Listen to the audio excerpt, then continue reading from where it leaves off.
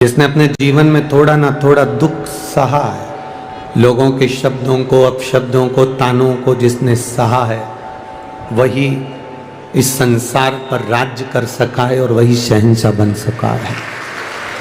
जो सहना ही नहीं जाना, मेरे राम जी महाराज ने कितना सहा। माता केकई ने अपशब्द कहे, माँ मंथरा ने उनको भड़का दिया, केकई माँ ने उनको वन भेज दिया, वो भटकते रहे, घूमते रहे।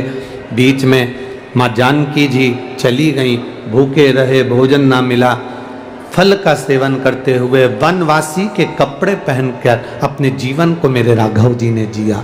मेरे भगवान कृष्ण कारागार में जन्मे, कारागार से निकले, माँ यशोदा की गोद में अपने माता पिता को छोड़कर पहुंच गए, अपने माता पिता को छोड़। कितना सहा।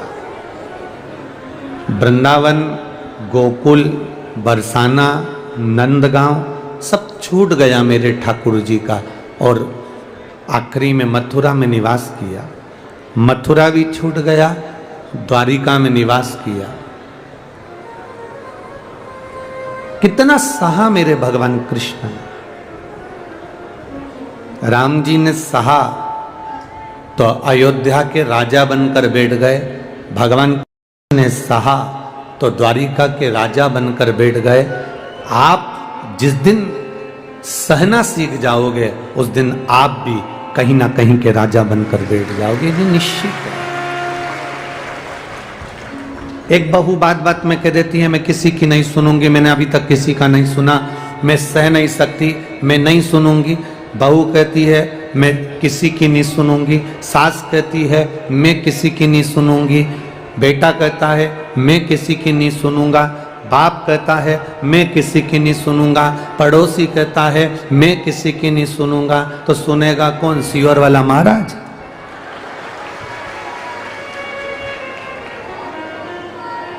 ना सास सुनने को तैयार है, ना बहू सुनने को तैयार,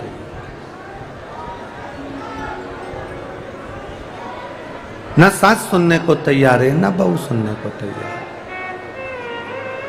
और हमारी सहनशीलता गिरती चली गई, हमारी सहनशीलता समाप्त होती चली गई।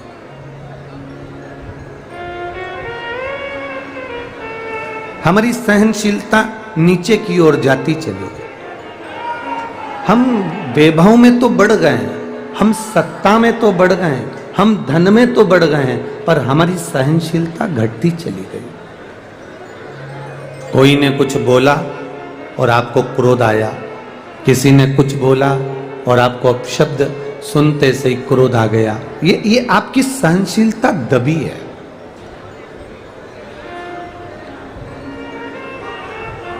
एक सरल सी बात आपके जीवन में उतारिएगा, एक सहज सी बात आपके भीतर रखिएगा। महाराज,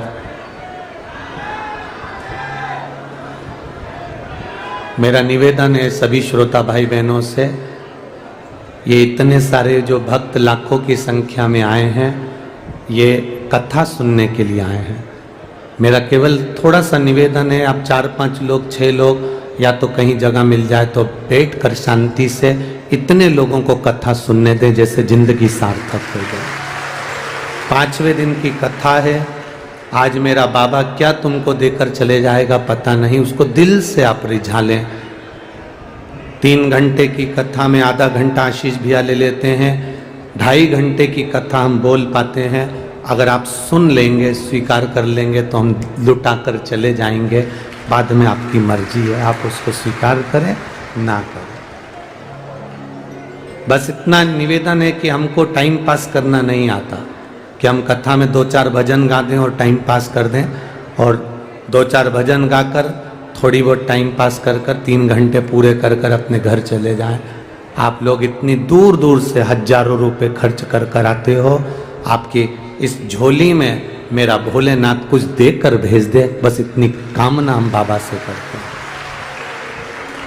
आप जितने शांति से कथा का आनंद लेंगे, उतनी जिंदगी की सार्थकता है, उतना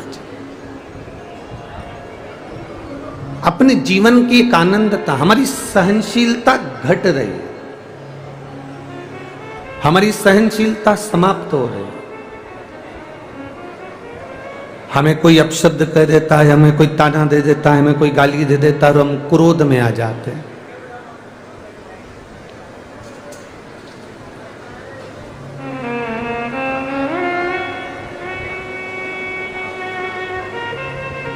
एक सरल सा विषय आपके भीतर मेरे शिव जी से सीखिएगा, मेरे शंकर भगवान से एक सरल सा विषय आप अपने जीवन में सीखिएगा। मेरे भोलेनाथ जी से आप एक सरल सा विषय अपने जीवन में उतारिएगा। शंकर भगवान के जीवन में भी कष्ट कम नहीं थे। दुनिया को अमृत मिला और मेरे महादेव को विष मिला है। कोई कोई घर की बहू ऐसी होती है, कोई कोई घर का बेटा ऐसा होता है, कोई कोई घर की माताएं ऐसी होती हैं, कोई कोई घर के बुजुर्ग ऐसे होते हैं, कोई कोई घर के बहन बेटी, घर का बड़ा, घर का बुजुर्ग, घर का समाज का कोई ना कोई व्यक्ति ऐसा होता है जिसको सुनना पड़ता है, जिसको सहना पड़ता है। और जिस दिन आपने सहने की और सुनने की आदत डाल ली, उस दिन आपकी जिंदगी सार्थक हो गई, उस दिन आपका जीवन सार्थक हो गया। क्या महादेव जी के जीवन में दुख नहीं आया? शंकर भगवान के सम्मुख में विष का प्याला आया, पी गए। माता लक्ष्मी जी की माता जी मां ख्याति देवी ने अपनी बेटी लक्ष्मी का विवाह शिवजी से करने का मन में ठाना। माता ख्याति देवी ने भगवान शंकर के साथ लक्ष्मी जी का विवाह करने का ठाना। तब जब विवाह करने का ठाना, तब देवादिदेव महादेव ने मना कर दिया कि मैं लक्ष्मी को अपने साथ नहीं रख सकता, क्योंकि लक्ष्मी नारायण के चरणों में ही अच्छी लगती है, इसलिए उनके पास रहे। मुझे लक्ष्मी नहीं चाहिए, लक्ष्मी नारायण के पास में रहे, ब्रह्माणी ब्रह्मा जी के पास में रहे, इंद्राणी इंद्र के पास में रहे। मुझे नहीं चाहिए ये।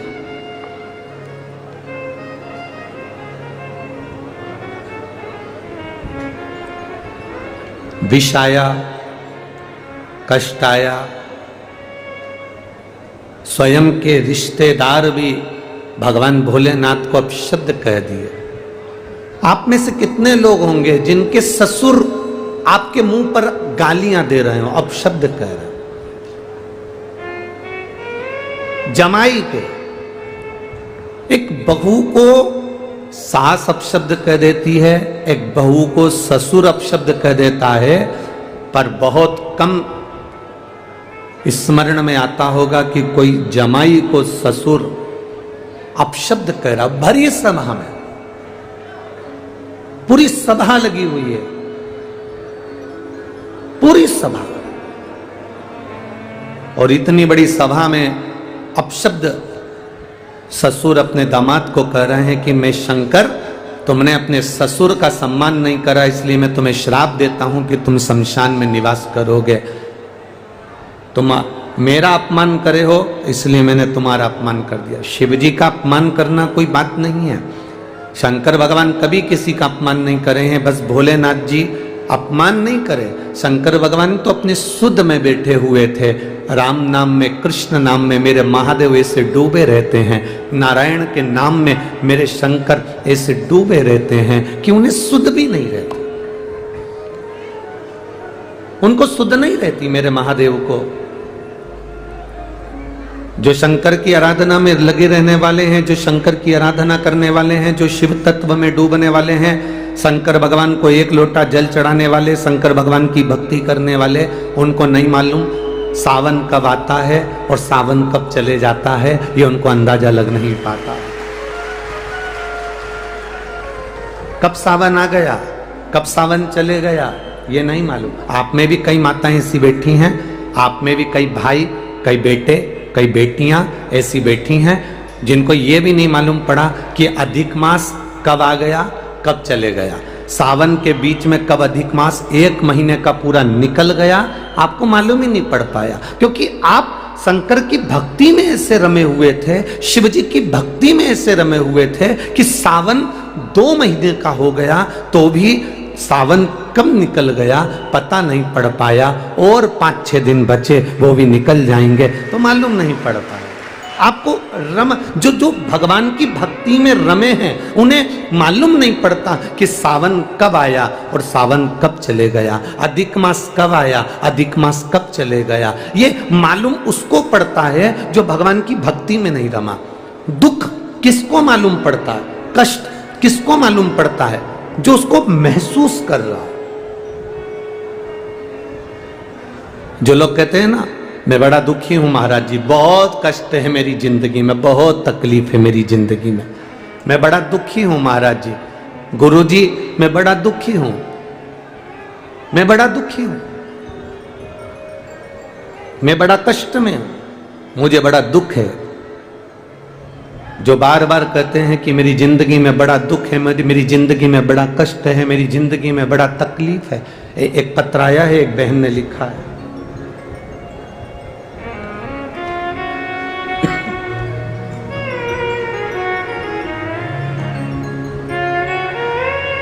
रामेश्वर गुप्ता,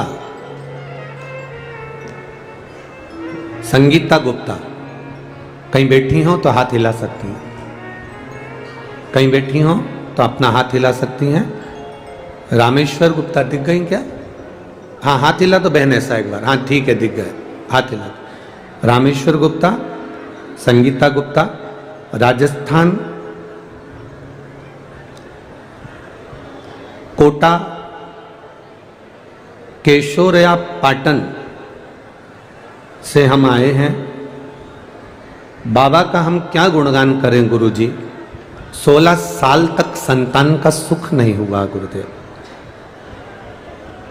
ऐसा कोई व्यक्ति नहीं था जो ताना ना दिया, अपशब्द ना कहा,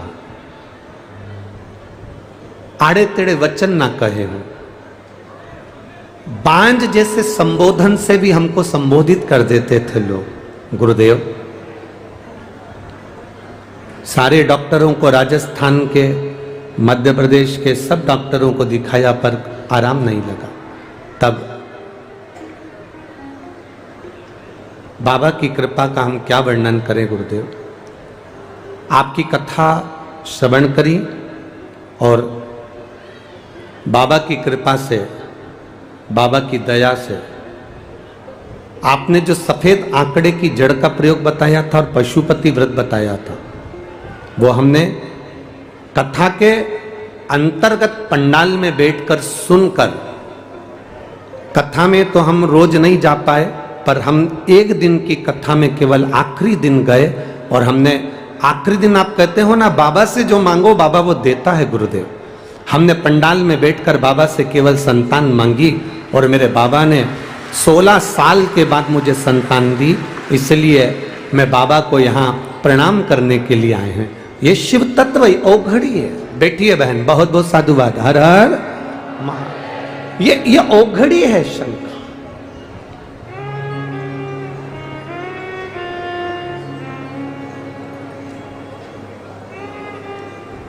अरे तेरा ही दिया मैंने खाया पिया है, तेरा शुक्रिया है, तेरा शुक्रिया।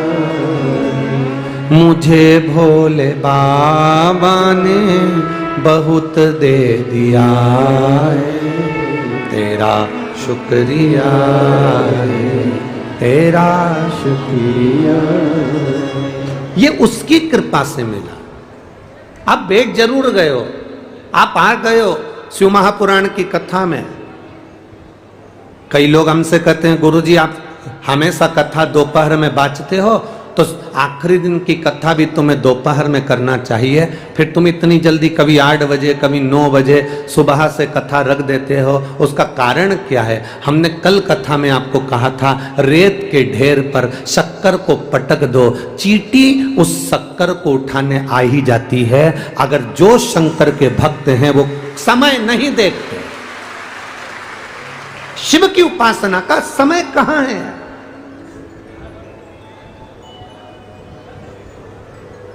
बहुत सारे मिलेंगे आपको ज्ञान देने वाले, बहुत ऊंचे ऊंचे पद पर बैठकर आपको ज्ञान देंगे वो लोग, और कहेंगे शंकर की पूजन इस टाइम करना चाहिए, शंकर की आराधना इस समय करना चाहिए, शंकर को भगवान का भजन इस समय करना चाहिए, शंकर के मंदिर इस समय जाना चाहिए, शंकर का गुणगान इस समय करना चाहिए, शंकर का भजन इस समय करना चाहिए।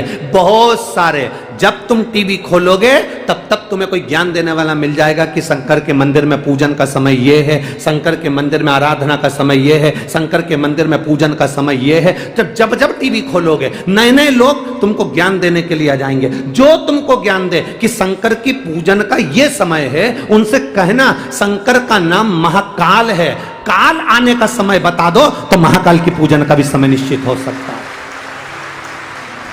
मरने का कोई समय नहीं होता, मौत नहीं देखती कि तू सुबह मर रहा है कि शाम को मर रहा है, मौत नहीं देखती कि तू दिन को मर रहा है कि रात को मर रहा है, मौत नहीं देखती कि तू 11 बजे मर रहा है कि 12 बजे मर रहा है, मौत नहीं देखती कि तू सुबह 4 बजे मर रहा है कि रात्रि के 3 बजे मर रहा है। जब मौत का समय नहीं है तो मेरे महाकाल के भजन का भी कोई समय नहीं है, मेरे शिव के भजन का कोई समय नहीं है। बहुत सारे ज्ञान देने वाले, बहुत सारे आपको मिलेंगे जो दिन भर बैठकर बस यही बात करते रहेंगे, इतनी बजे मंदिर जाना चाहिए, इतनी बजे पूजन करना चाहिए, इतनी बजे आराधना करना चाहिए, इतनी बजे जल चढ़ाना चाहिए। सीहोर वाले महाराज ने तो हर कभी लोगों को मंदिर भेज दिया। जो कह दे कि मौत का समय होता है तो हम भी कह देंगे कि मंदिर जाने का समय होता है। जब दिल करे तब महादेव का भजन करिए। जो कह दे कि मरने का समय निश्चित है, मृत्यु का समय निश्चित है कि ये सुबह 4 बजे मरेगा, ये 3 बजे मरेगा, ये 5 बजे मरेगा, तो हम भी कह देंगे कि मंदिर जाने का समय ये है। भगवान के भजन का, भगवान को पूजने का, भगवान की आराधना का, शंकर की स्तुति का और भगवान के मंत्र जाप का कोई समय नहीं होता। जब तुम्हारी मर्जी पड़े तब भजन करो, जब तुम्हारी मर्जी पड़े उस समय पर भजन करिए।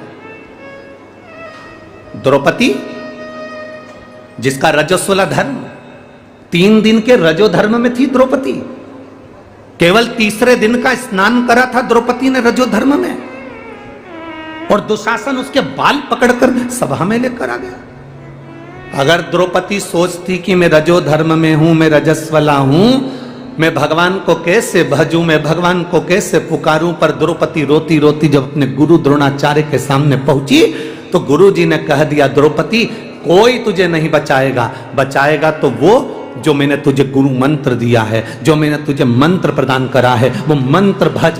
द्रौपदी ने मंत्र का जाप करना प्रारंभ करा, द्रौपदी ने मंत्र पुकारना प्रारंभ करा। अब भगवान कृष्ण उस मंत्र को सुनकर दौड़ आए। अगर द्रौपदी सोचती कि मैं रजस्वला धर्म से हूं, मैं भगवान का नाम नहीं ले सकती, हाँ, रजस्वला धर्म में आप मंदिर मत जाओ, रजस्वला धर्म में आप अच्छी जगह पर मत जाओ, रजस्वला धर्म में आप रसोई घर में मत जाओ, रजस्वला धर्म में आप भगवान की चौखट पर कहीं पूजन आराधना हो रही है वहां मत जाओ, रजस्वला धर्म में श्रेष्ठ जगह पर मत जाओ। पर रजस्वला धर्म में भी अगर आप हैं तो भगवान को पुकारने में देरी नहीं कर सकते, भज सकते हो भगवान को, स्मरण कर सकते हो भगवान का, नाम जाप जप सकते हो भगवान का।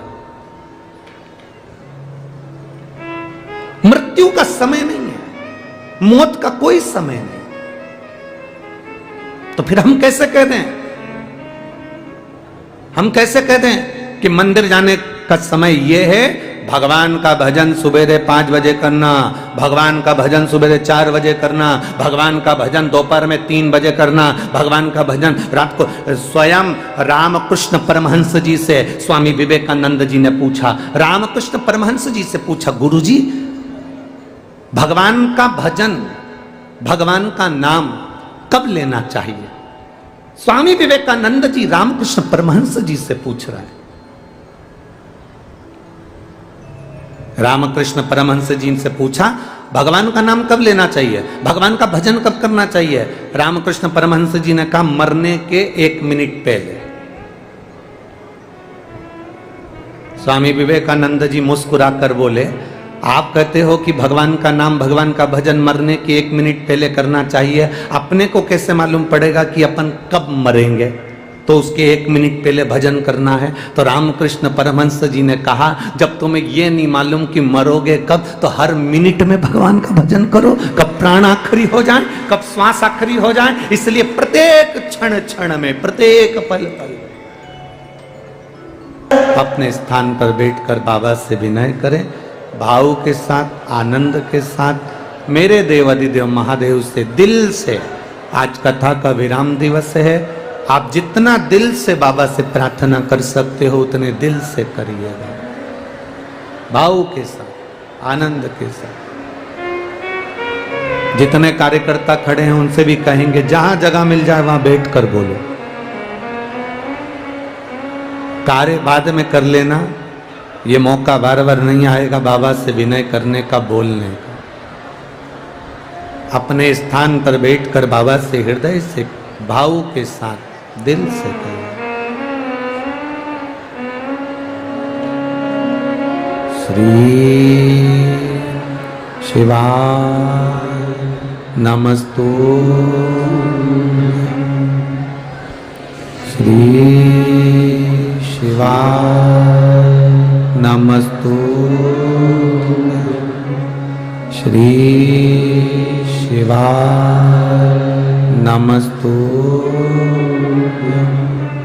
श्री शिवाय नमस्तुभ्यं, श्री शिवाय नमस्तुभ्यं। भोला सब दुख काटो हमारा, ओ भोला सब दुख काटो हमारा। शिव शंकर जपो तेरी माला, भोले बाबा जपो तेरी माला, भोला सब दुख काटो हमारा, ओ भोला सब दुख काटो हमारा। वेश मंगल मंगलकारी, वेश मंगल मंगलकारी। शमशान वासी हमारा, शमशान वासी हमारा, ओ भोला सब दुख काटो हमारा, ओ भोला सब दुख काटो हमारा।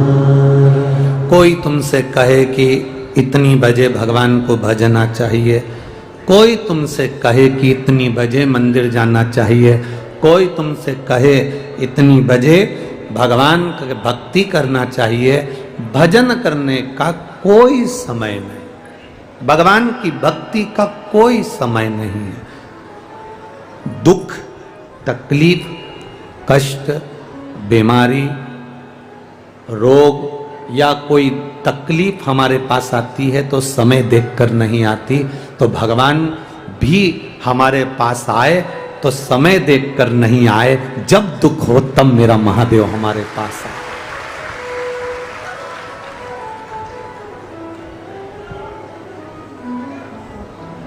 अच्छा चलो एक प्रैक्टिकल करके देखना, तुम्हारे दरवाजे पर शाम को 4 बजे गाय को रोटी देकर देखना। गाय कितनी बजे तुम्हारे दरवाजे पर पहुंचेगी रोज? जम के बोलो जरा। 4 बजे। 3 बजे रोटी दोगे तो गाय कितनी बजे पहुंचेगी रोज? 3 बजे। सुबह ने 9 बजे रोटी दोगे तो गाय सुबह 9 बजे पहुंचे। तुम जिस टाइम, गाय घड़ी पहनती है क्या? अरे बोलो तो जम के, नहीं पहनती। फिर उसको कैसे मालूम कि 3 बज गई?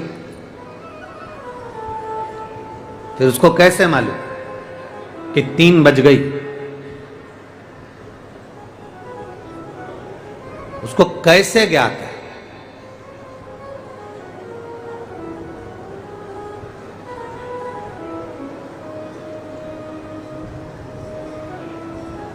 शिव महापुराण की कथा कहती है 33 कोटि देवी देवता गौ माता के शरीर में निवास करते हैं और वो प्रेरणा देते हैं। 33 कोटि देवता। मैं राजगढ़ की राधा रानी गौशाला के लिए धन्यवाद देता हूँ, जो विकलांग गायों को और सहजने में लगे हैं, उनको संभालने में लगे। बहुत बहुत साधुवाद है राधा रानी गौशाला राजगढ़ क्षेत्र को, बहुत साधु।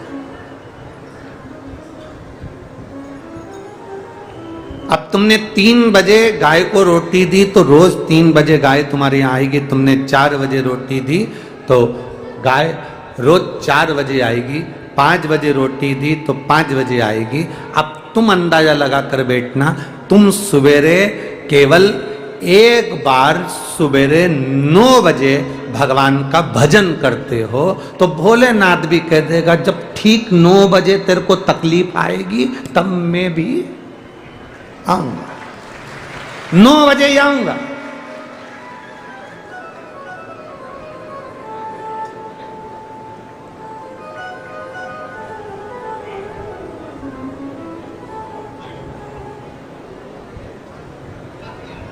सनातन धर्म में कभी नहीं कहा गया कि तुम हफ्ते में एक बार भगवान के मंदिर जाओ। सनातन धर्म में कभी नहीं कहा गया कि तुम हफ्ते में एक बार भगवान के पास पहुंचो। हमारे सनातन धर्म में नहीं लिखा कि हफ्ते में एक बार आना। हमारे सनातन धर्म में तो लिखा है जब तेरा दिल कर जाए अपने बाप से मिलने पहुंच जाना, पिता से मिलने के लिए आना। एक पत्र आया, उस पत्र में एक बेटी ने लिखा है कि मैं पूजा पारेता, पति श्री शिवराज पारेता, निवासी रंगबाड़ी, वार्ड क्रमांक 8, कोटा राजस्थान की निवासी हूं। कहीं बैठी हो तो हाथ हिला सकती है। अगर कहीं बैठी हो दिख कहीं क्या? हाँ, हाथ हिला दो बहन, ठीक है, दोनों हाथ हिला दीजिए। वार्ड क्रमांक 8, कोटा राजस्थान की निवासी हूं। मैं शिव महिमा का क्या वर्णन करूं गुरुदेव। मेरे गर्भ से 2 बेटियों ने जन्म लिया था। गर्भ में बच्चों को पीलिया होने के कारणवश गर्भ के अंदर ही दोनों बेटियों की तकलीफ हुई, जन्म हुआ। एक बेटी स्वस्थ हुई और एक बेटी, जो जुड़वा बच्चे थे उसमें एक बेटी स्वस्थ हुई, एक बेटी उसमें शरीर से विकलांग हुई, पांव से चल नहीं सकती थी, माइंड खराब था, मुंह से बोल नहीं सकती थी। ये बात है गुरुजी 2016 की।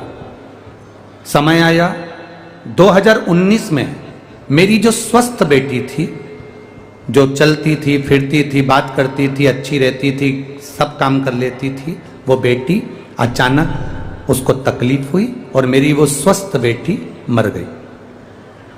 अब बची मेरी एक बेटी जो माइंड से विकलांग, पाँव से जिंदगी भर चल नहीं सकती। डॉक्टर के हिसाब से वो पलंग पर पड़ी रहती थी। जिसका शरीर काम नहीं करता था, माइंड काम नहीं करता था। डॉक्टर के हिसाब से वो विक्षिप्त थी। डॉक्टर को दिखाया तो उन्होंने कहा इसका कितना भी इलाज करा लो ये चल नहीं पाएगी और ना कभी बैठ पाएगी और ना कभी माइंड से कोई काम कर पाएगी, ना कभी बोल पाएगी। मैं बाबा का क्या गुणगान करूं गुरुदेव। 2021 से आपकी कथा सुन रही हूं, मन करा कि भगवान ने एक बेटी छीन ली और एक दी है तो क्यों ना इतने पत्र महाराज पढ़ते हैं तो बाबा से एक बार मैं भी प्रार्थना करूं। हम कुबेरेश्वर धाम गए, वहां जाके प्रणाम करा, एक रुद्राक्ष लाए, उस बेटी के गले में डाल दिया, एक रुद्राक्ष पानी में डालकर उसको पिलाना चालू करा। मैं कुबेर भंडारी का वर्णन क्या करूं गुरुदेव। बाबा की ऐसी कृपा हो गई, आज मेरी बेटी अपने पांव से चलने लगी और उसका माइंड काम करने लगा। हम उस बेटी को भी साथ में लेकर आए। आइए बेटी साथ में, बाबू आइए, तो खड़ा कर दीजिए उसको थोड़ा सा।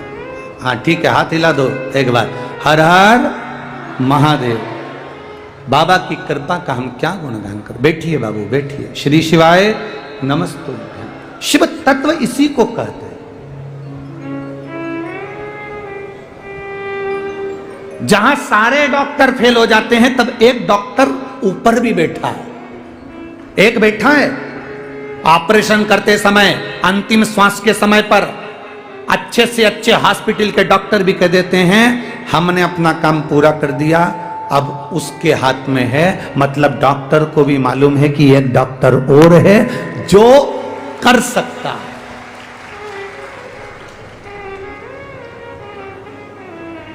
33 कोटि देवी देवताओं को उठाकर देखिए, किसी ने ऑपरेशन नहीं किया शरीर का, केवल एक महादेव ने ऑपरेशन किया शरीर का। ससुर का सिर कट गया तो बकरे का सिर लगा दिया, गणेश जी का सिर कट गया तो हाथी का लगा दिया। इतना बड़ा डॉक्टर वो कहां से लेकर आओ?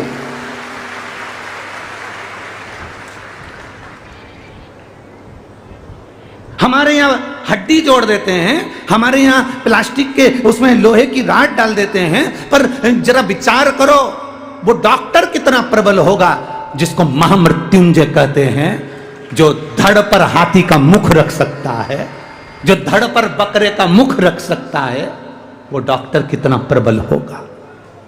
सहज इसलिए हमारे यहां हॉस्पिटल में रहने वाले डॉक्टर को भी शिव कहा जाता है और शंकर को भी डॉक्टर कहा जाता है। जितने हॉस्पिटल में डॉक्टर हैं जो जनमानस की सेवा में लगे हैं, कोरोना महामारी में, कोरोना के अंतर्गत सब अपने अपने घर में भरे पड़े हुए थे, पर डॉक्टर, नर्स, स्वीपर, जिनको लोग सरल भाषा में कह देते हैं ये समाज के हैं, ये समाज के हैं, अच्छी अच्छी समाज के लोग जब बाहर निकल कर नहीं आए तब वो पोछा लगाने वाला शव को उठाकर लेकर अंतिम संस्कार कर रहा था।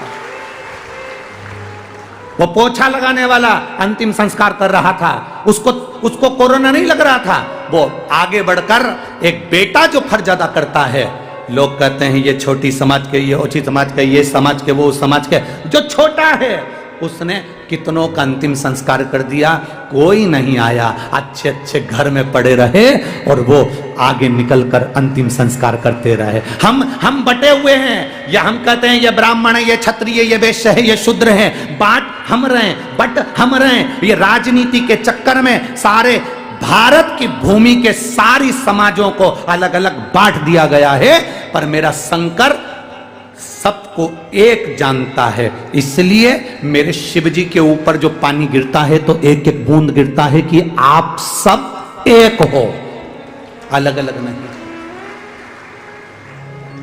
दुख आया, कोई नहीं आया, तब वो झाड़ू लगाने वाला, पोछा लगाने वाला, वो कंपाउंडर वो लगा रहा, पोछा वाला, झाड़ू वाला वो गोली दवाई देता रहा, और परिवार वाले केवल फोन पे सूचना लेते रहे, पिताजी की तबीयत कैसी है, माताजी की तबीयत कैसी है, सब घर में पट्टा बांध बांध के पड़े रहे, और वो आगे रहकर तुम्हारे घर के लोगों को दवाई दे रहे थे। उनका एहसान कभी जिंदगी में नहीं भूल पाओगे तुम, कभी जिंदगी में नहीं भूल पाओगे तुम।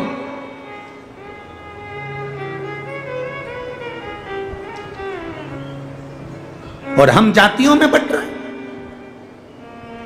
हम ऊंचे ये नीचा, हम ऊंचे ये नीचा, हम बड़े ये छोटा। रोटी तो उतनी खाते हो, हम बड़े ये छोटा, हम ऊंचे ये नीचा। रोटी तो उतनी खा रहे हो, शरीर में तुम्हारे को जब खून की जरूरत पड़ती है तब लिखकर भेजना कि मैं ब्राह्मण हूं, तो ब्राह्मण का ही खून चढ़ाना रे। मैं क्षत्रिय हूं तो क्षत्रिय का खून चढ़ाना रे। मैं वैश्य हूं तो वैश्य का खून चढ़ाना, मैं शूद्र हूं तो शूद्र का खून चढ़ाना। डॉक्टर नहीं देखता कि तुम्हारे शरीर में जब खून की कमी पड़ती है, तुम्हारे शरीर में जब ऑपरेशन होता है, जब तुम पड़े रहते हो और खून की कमी होती है, तब यह पूछा नहीं जाता कि यह ब्राह्मण का है कि क्षत्रिय का है कि वैश्य का है कि शूद्र का है। तब तो केवल प्राण बचाए जाते हैं कि कैसे भी प्राण बच जाए। ब्लड किसका है, खून किसका है, बस प्राण बच जाए। तो परमात्मा भी नहीं देखता रे कि तुम कौन हो, परमात्मा तो ये देखता है कि तुम भजन कैसा कर रहे हो, मुझे पुकार कैसे रहे हो, मुझे भज कैसे रहे हो। भगवान ने कभी नहीं देखा कि तुम सोने के सिंहासन पर भगवान को रखोगे तो भगवान ज्यादा प्रसन्न होगा, तुम ज्यादा डेंटिंग पेंटिंग करके कथा में जाओगे तो भगवान ज्यादा प्रसन्न होगा। भगवान तो नहीं होगा, बेरूलाल हो जाएगा।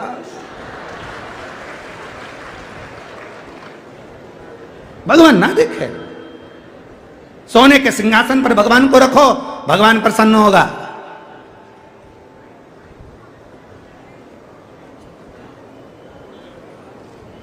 रोज 56 भोग खाने को दो, भगवान प्रसन्न होगा। ना ना ना, कभी भगवान से पूछना आप 56 भोग से प्रसन्न होते हो? तो भगवान भी कह देगा अगर 56 भोग से प्रसन्न होता तो द्रौपदी के घर में आधा चावल का दाना झूठा खाने नहीं जाता, विदुरानी के घर पर छिलके खाने नहीं जाता। मैं तो छिलके भी खा लेता हूं, छिलके विदुरानी के घर। और विदुर नहीं थे घर विदुरायन, विदुर जी नहीं, घर में विदुरायन।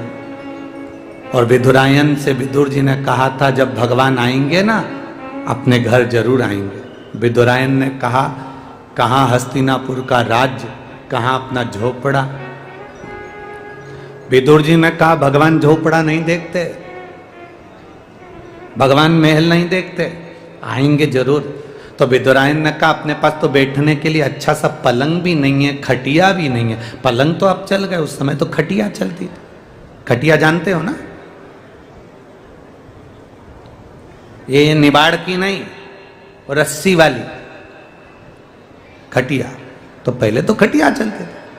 तो कहा कि अपने यहाँ तो खटिया भी सही नहीं है। एक खटिया है जिसकी रस्सी को चूहे ने कतर दिया, ऊंदरा ने 14 जगह से। अब ऊंदरा से कटी हुई खटिया पे भगवान को बिठाएंगे, अच्छा लगेगा? तो फिर उस समय पर